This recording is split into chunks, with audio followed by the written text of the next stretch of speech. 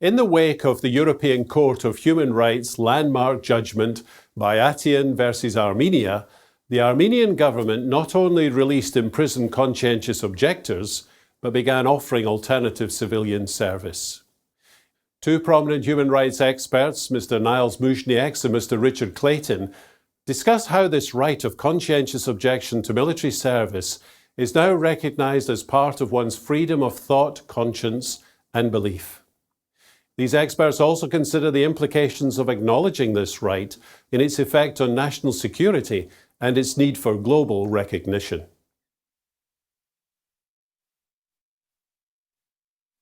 Well, the current standard, I think, was enshrined in the Bayatian against Armenia judgment of the European Court of Human Rights, is that under Article 9 of the Convention, freedom of thought, conscience, and religion, there is a right to conscientious objection. And if somebody's beliefs prohibit them from doing military service, then forcing them to do this service is a violation of their freedom of religion, belief, and conscience. The most important development has been the Grand Chamber decision of the European Court of Human Rights in relation to Armenia.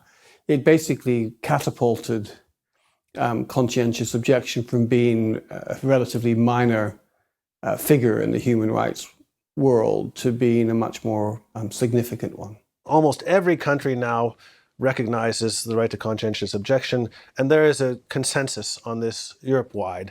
And this is why they took this path-breaking judgment. And I think the court was very far-reaching in recognizing that a consensus now exists, and this is no longer a matter for individual member states to decide. Human rights does not harm one's security, but enhances security. I very often hear the argument that implementing human rights is dangerous for security. I think we're seeing this now with the surveillance issues. We saw this with conscientious objection. So I would say that, yes, of course, states have a responsibility to protect the security of their population, but they must do so while upholding human rights, and that there's no contradiction between the two. And ultimately, that issue and how it plays out is decided by balancing the individual's rights against the rights of the community, the interests of the community, and coming to a proportionate balance.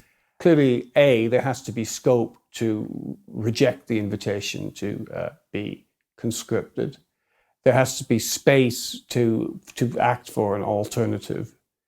And that has to be done in a way which provides some protection for people with rights and views. And I think that what we see now is as a dialogue works. Dialogue can lead to positive change, and that change does not harm anybody's security. It doesn't reduce anybody else's rights, but that it's good for Armenia and it's good for Europe.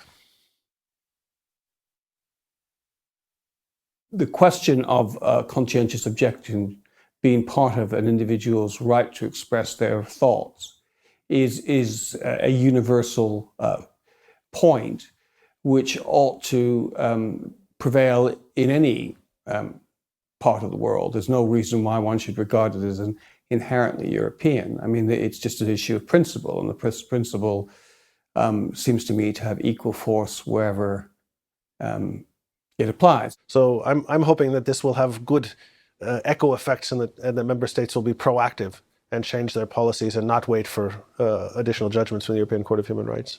The Bayatian judgment certainly indicates that any country has to rethink the way it addresses these things.